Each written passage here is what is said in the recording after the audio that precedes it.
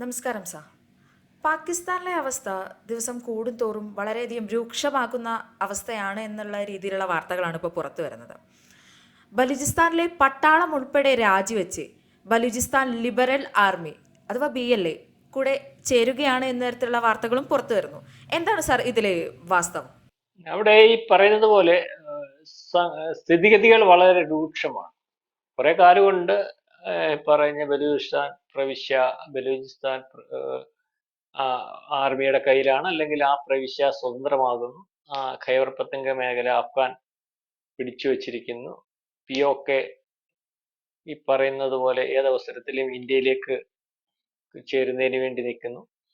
അല്ലെ, പഞ്ചാബിലെ സിന്ധ് മേഖലയിലും ഈ അവിടുത്തെ ഒരു വിഭജന, ഇറാന്റെ സഹായത്തോടു കൂടിയൊക്കെ ഒരു വിഭജനം, അവിടെ ഒരു വിഭജനത്തിന് വേണ്ടി പാകിസ്ഥാനകത്ത് ഒരു വിഭജനത്തിന് അനുകൂലമാകുന്ന കുറെ ഓരോ ആൾക്കാരുണ്ട്. അത് ഉരുത്തിരിയുന്നത്, അതും ശക്തമാകുന്നു. കാരണം ഇതിനെയെല്ലാം ഇപ്പം നിയന്ത്രിക്കുന്നത് അല്ലെങ്കിൽ ബലൂചിസ്ഥാൻ ലിബറേഷൻ ആർമി തന്നെയാണ്. അല്ലെങ്കിൽ അവരുടെ നേതൃത്വത്തിലാണ് ഈ പല പ്രവിശ്യകളിലും ഉള്ള പാകിസ്ഥാനെ പിളർത്തുന്നതിന് വേണ്ടി, അല്ലെങ്കിൽ സ്വന്തം താല്പര്യത്തിനനുസരിച്ച് രാജ്യത്തെ ഉരുത്തിരിക്കുന്നതിന് വേണ്ടിയുള്ള ഗ്രൂപ്പുകളുടെ എല്ലാം മൊത്തത്തിലുള്ള സഹായവും അല്ലെങ്കിൽ മൊത്തത്തിലുള്ള നേതാവും എന്ന് പരിശോധിക്കും ബലൂചിസ്ഥാൻ ലിബറേഷൻ ആർമിയാണ്. അതുകൊണ്ടാണ് കഴിഞ്ഞ ദിവസം സിന്ധ് മേഖലയിലെ അതായത് അവിടുത്തെ ആൾക്കാർക്ക് പറഞ്ഞത്, നിങ്ങളുടെ സ്വാതന്ത്ര്യത്തിന് വേണ്ടി നിങ്ങൾ ആൾക്കാരെ തെരുവിലിറക്കണം, അല്ലെങ്കിൽ സാധാരണക്കാരന്റെ കയ്യിൽ ആയുധം കൊടുക്കണം എന്ന് പറയുന്ന ഒരവസ്ഥ.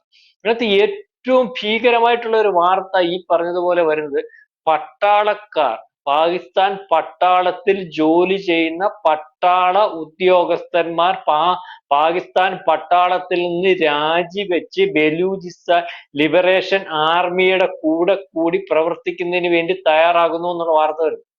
ഈ ബലൂചിസ്ഥാൻ പ്രവിശ്യയിൽ, അല്ലെങ്കിൽ ബലൂചിസ്ഥാൻ ഏതാണ്ട് 10-38 ജില്ലകളുള്ളപ്പോൾ അതിനകത്ത് ആദ്യമൊക്കെ ഏതാണ്ട് 8 ജില്ലകൾ പൂർണ്ണമായിട്ടും ബലൂചിസ്ഥാൻ ആർമിയുടെ ഭാഗമായിട്ടിരുന്നപ്പോൾ ഇപ്പം അതിൽ കൂടുതൽ ജില്ലകൾ അല്ലെങ്കിൽ ബലൂചിസ്ഥാനിലെ വരുതിയിലേക്ക് വരികയും, അല്ലെങ്കിൽ ബലൂചിസ്ഥാൻ മേഖലയിലുള്ള പട്ടാള ക്യാമ്പുകളോ, അല്ലെങ്കിൽ അവിടെ ഈ പട്ടാള ക്യാമ്പിനകത്ത് ഉള്ള പട്ടാളക്കാരോ പൂർണ്ണമായിട്ടും ആ ക്യാമ്പ് ഉൾപ്പെടെ ബലൂചിസ്ഥാൻ ആർമിക്ക് കീഴ്പ്പെട്ടു പോകുന്ന അവസ്ഥ, അല്ലെങ്കിൽ അവരുടെ കൂടെ കൂടി പാകിസ്ഥാനെതിരെ യുദ്ധം ചെയ്യുന്ന ഒരവസ്ഥയിലേക്ക് കാര്യങ്ങൾ നീങ്ങും.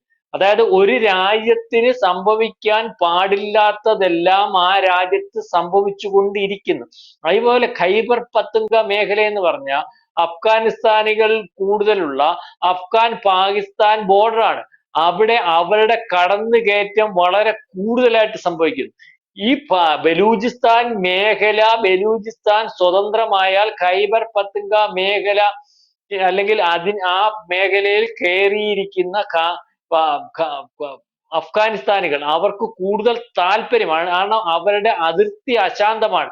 ആ അതിർത്തി ശാന്തമാകുന്ന ഒരവസ്ഥ വരും. അവരുടെ അതിർത്തി ഈ പറയുന്ന പോലെ ബലൂചിസ്ഥാൻ മേഖലയിലായി വരുന്ന ഒരവസ്ഥ വരും. പാകിസ്ഥാന്റെ അതിർത്തി പാകിസ്ഥാനുമായിട്ടുള്ള അതിർത്തി പങ്കിടേണ്ട ഒരവസ്ഥ ഇല്ലാതെയാകും.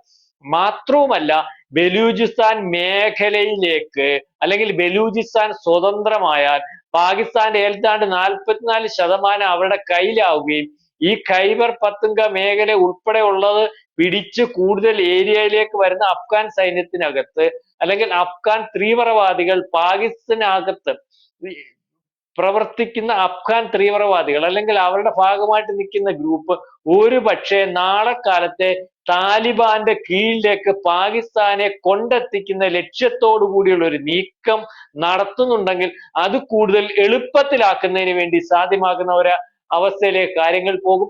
കാരണം 44% വരുന്ന പ്രദേശം ഈ ബലൂചിസ്ഥാന്റെ കീഴിലുള്ള ഒരു രാജ്യമായി മാറിയാൽ ബാക്കിയുള്ള രാജ്യത്തെ പിടിച്ചെടുക്കുന്നതിന് വേണ്ടിയുള്ള സഹായം ബലൂചിസ്ഥാന്റെ ഭാഗത്തു നിന്നുണ്ടാകുകയും കുറഞ്ഞ ഏരിയ പിടിച്ചെടുക്കേണ്ട ഒരു അവസ്ഥ വരുമ്പോൾ അവർക്കത് പെട്ടെന്ന് സാധ്യമാകുകയും ചെയ്യുന്ന ഒരവസ്ഥ.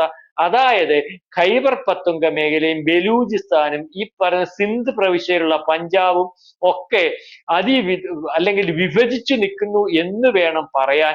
ഈ വിഭജനത്തിനകത്ത് ആർക്ക് വിഭജിച്ചതിന് ശേഷം രാജ്യം കൈക്കലാക്കാൻ പറ്റും എന്നുള്ള രീതിയിലേക്ക് ഇതിനകത്ത് നിൽക്കുന്ന ടെററിസ്റ്റ് ഗ്രൂപ്പുകൾ പരസ്പരം മത്സരിച്ചു പോകുന്ന ഒരു അവസ്ഥയിലേക്ക് കാര്യങ്ങളുണ്ട്. അതായത് ബലൂചിസ്ഥാൻ ലിബറേഷൻ ആർമിയിൽ പട്ടാൾക്കാർ ചേരുന്ന ഒരവസ്ഥ, ഖൈബർ പത്തുങ്ക മേഖല അഫ്ഗാന്റെ കയ്യിലേക്ക് പോകുന്ന അവസ്ഥ, പഞ്ചാബ് സിന്ധ് പ്രവിശ്യ അവിടുത്തെ സ്വാതന്ത്ര്യത്തിന് വേണ്ടി പോരാടുന്നവരുടെ കയ്യിലേക്ക് പോകുന്ന അവസ്ഥ. ഇതിന്റെ കൂടെ ആ രാജ്യത്തിനകത്ത് നിൽക്കുന്ന ടെററിസ്റ്റ് ഗ്രൂപ്പുകൾ രാജ്യം ഛിന്ന ഭിന്നമാകുമ്പോൾ അതിന്റെ അകത്ത് മത്സരമുണ്ടാക്കി ആ രാജ്യം പിടിച്ചെടുക്കുന്നതിന് വേണ്ടി പോകുന്ന ഒരു അവസ്ഥയിലേക്കാണ് കാര്യങ്ങൾ നീങ്ങുന്നത്. ഇതുപോലെ തന്നെ പ്രതിപക്ഷ പാർട്ടി, ഇമ്രാൻഖാന്റെ നേതൃത്വത്തിലുള്ള പ്രതിപക്ഷ പാർട്ടി ഏതവസരത്തിലും ആ രാജ്യത്തിനകത്ത് പ്രശ്നമുണ്ടാക്കി ആ രാജ്യത്തിന്റെ ഭരണ സംവിധാനത്തെ തകർക്കുന്നതിന് വേണ്ടിയുള്ള രീതിയിലേക്ക് കാര്യങ്ങൾ പോകുന്നു. ഈ പലവട്ടവും പാകിസ്ഥാനിൽ സംഭവിച്ചിരിക്കുന്നതെന്ന് പറഞ്ഞാൽ പാകിസ്ഥാനകത്ത് ആഭ്യന്തര പ്രശ്നം ഉണ്ടാകുമ്പോൾ അല്ലെങ്കിൽ രാഷ്ട്രീയ പ്രശ്നം ഉണ്ടാകുമ്പോൾ, ഭരണ പ്രതിസന്ധി ഉണ്ടാകുമ്പോൾ പാകിസ്ഥാൻ പട്ടാളം ആ ഭരണ പ്രതിസന്ധിയെ പാകിസ്ഥാനെ പിടിച്ചെടുത്ത് ആ ഭരണ പ്രതിസന്ധി മറികടക്കുന്ന രീതി നമ്മൾ കണ്ടിട്ടുണ്ട്. ഇപ്പോൾ അതും പറ്റാത്ത ഒരു അവസ്ഥയിലേക്കാണ് കാര്യങ്ങൾ പോകുന്നത്. കാരണം പാകിസ്ഥാന് പിടിച്ചെടുക്കാം അല്ലെങ്കിൽ പാകിസ്ഥാനെ പട്ടാളത്തിന് പിടിച്ചെടുക്കാൻ പ്രാപ്തമാകുന്ന രീതിയിലുള്ള ഒരു പാകിസ്ഥാൻ അല്ല ഇപ്പൊ അവിടെ ഉള്ളത്. ബലൂചിസ്ഥാനെ ഒന്നും കവർ ചെയ്യാനുള്ള ഒരു ശക്തി എന്തുകൊണ്ടോ ഇപ്പൊ പാകിസ്ഥാൻ പട്ടാളത്തിനകത്തില്ല. അല്ലെങ്കിൽ പാകിസ്ഥാൻ പട്ടാളം പിടിച്ചാൽ നിൽക്കുന്ന രീതിയിലേക്ക് പാകിസ്ഥാൻ ഇല്ലാതാവുന്ന ഒരവസ്ഥ. കാരണം അതിനെയൊക്കെ പട്ടാളത്തെ മറികടക്കുന്ന ശക്തിയിലേക്ക് ബലൂചിസ്ഥാൻ ലിബറേഷൻ ആർമി അല്ലെങ്കിൽ ഖൈബർ പത്തുങ്ക മേഖലയിൽ അഫ്ഗാന്റെ കടന്നുകയറ്റവും ഈ പറയുന്ന പാകിസ്ഥാനകത്തുള്ള ആഭ്യന്തര യുദ്ധവും ഒക്കെ നിൽക്കുകയാണ്. അതായത് പട്ടാളം പൂർണ്ണമായിട്ട് നിഷ്പ്രഭമാകുന്ന ഒരവസ്ഥ. ഇത് മനസ്സിലാക്കി പാകിസ്ഥാൻ പട്ടാളത്തിനകത്തുനിന്ന് സൈനികർ പോലും രാജിവെച്ച് ഈ പറയുന്ന പ്രോക്സി പാകിസ്ഥാനകത്ത് നിൽക്കുന്ന ബലൂചിസ്ഥാൻ ആർമി പോലുള്ളതിന്റെ കൂടെ കൂടി പാകിസ്ഥാനെ വെട്ടിമുറിക്കുന്നതിന് വേണ്ടി പോകുന്ന ഒരു രീതിയിലേക്കാണ് കാര്യങ്ങൾ പോകുന്നത്. എപ്പോൾ സംഭവിക്കും എന്ന് മാത്രം നോക്കിയിരുന്നാൽ മതി. എന്തുകൊണ്ട് സംഭവിക്കുന്നതിന് ഇത്രയും താമസം എന്നുള്ള രീതിയിലേക്കാണ് ലോകരാജ്യങ്ങൾ ഉറ്റുനോക്കുന്നത്. അതുപോലെ തന്നെ പാകിസ്ഥാൻ വിഭജനത്തിന് ശേഷം പാകിസ്ഥാന്റെ ആധിപത്യം ആരുടെ കയ്യിലേക്ക് പോകുന്നു, അവിടുത്തെ സംവിധാനം ഇതുപോലെ ടെററിസ്റ്റ് ഗ്രൂപ്പുകളുടെ കയ്യിലേക്ക് പോയാൽ ആ പാകിസ്ഥാനകത്തുള്ള ആണവ ആയുധങ്ങൾ ഉൾപ്പെടെയുള്ളത് അവരുടെ കയ്യിലേക്ക് പോകുന്ന ഒരു അവസ്ഥ വരുമെന്ന് കണ്ട് അമേരിക്ക അതിനകത്ത് നിയന്ത്രണം ഏർപ്പെടുത്തിയിട്ടുണ്ട്. അമേരിക്ക അതിനു വേണ്ടിയുള്ള സംരക്ഷണം ഏർപ്പെടുത്തിയിട്ടുണ്ട്.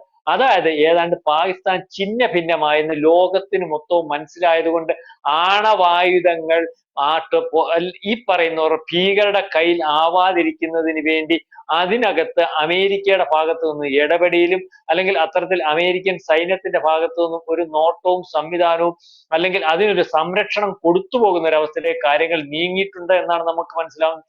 ഏതായാലും പാകിസ്ഥാൻ ഛിന്ന ഭിന്നമായി തിരിച്ച് വരാൻ പറ്റാത്ത രീതിയിലേക്ക് ദരിദ്രമായി അല്ലെങ്കിൽ ഛിന്ന ഭിന്നമായി ആഭ്യന്തര പ്രശ്നമായി പാകിസ്ഥാൻ എന്ന് പറയുന്ന ഒരു രാജ്യം നാളെ കാലത്തെ ആ പേരിൽ ഉണ്ടാകുമോ എന്ന് പോലും പറയാൻ പറ്റാത്തൊരവസ്ഥയിലേക്കാണ് കാര്യങ്ങൾ നീങ്ങുന്നത്. അതുകൊണ്ട് തന്നെയാണ് ഈ പറയുന്ന ബലൂചിസ്ഥാൻ ഉൾപ്പെടെയുള്ള പട്ടാളത്തിലേക്ക് പാകിസ്ഥാനകത്ത് നിന്നുള്ള പട്ടാളം പോലും രാജിവെച്ച് പോകുന്ന ഒരു അവസ്ഥ ഉണ്ടാകുന്നത്. പാകിസ്ഥാന്റെ ആഭ്യന്തര പ്രശ്നം കൈകാര്യം ചെയ്യുന്നതിന് ഈ പാകിസ്ഥാൻ എന്ന് പറയുന്ന രാജ്യത്തിന്റെ കുഴപ്പം കൊണ്ട് അല്ലെങ്കിൽ ഇതുപോലെ ടെററിസ്റ്റ് ഗ്രൂപ്പുകളെ ഉത്പാദിപ്പിച്ച് ലോകത്ത് വിടുന്ന രാജ്യമായതുകൊണ്ട് ലോക രാജ്യങ്ങളോ അല്ലെങ്കിൽ ഐക്യരാഷ്ട്രസഭയോ WHO ഒന്നും പോലും പഴയതുപോലെ ഇടപെടുന്ന ഒരു അവസ്ഥയില്ല. അവരുടെ പ്രശ്നങ്ങൾ പരിഹരിക്കണമെന്ന് പറയുമ്പോൾ ഈ പ്രശ്നത്തിനെല്ലാം കാരണക്കാരൻ ഇന്ത്യ എന്ന് പറയുമ്പോഴൊക്കെ ഇത് ചെവിക്കൊള്ളുന്നതിന് വേണ്ടി ലോകരാജ്യങ്ങൾ പണ്ടത്തെ പോലെ നിൽക്കുന്നില്ല. അവസാനമുണ്ടായിരുന്ന ചൈനയും അവരുടെ നഷ്ടങ്ങൾ സഹിച്ച് പാകിസ്ഥാനിൽ നിന്ന് പിൻവലിഞ്ഞു പോകുന്ന ഒരു അവസ്ഥയാണ് നമ്മൾ കാണുവാൻ സാധിക്കുന്നത്. ആരും സഹായിക്കാനില്ലാതെ സ്വയം തമ്മിൽ തല്ലി തീരുന്ന ഒരു പാകിസ്ഥാനാണ് ഇപ്പം നമ്മളുടെ മുന്നിൽ നിൽക്കുന്നത്. കൂടുതൽ വാർത്തകളും വിശേഷങ്ങളും നിങ്ങളിലേക്ക് എത്താൻ ABC മലയാളം സബ്സ്ക്രൈബ് ചെയ്യുക, ബെൽ ബട്ടണും അമർത്തുക.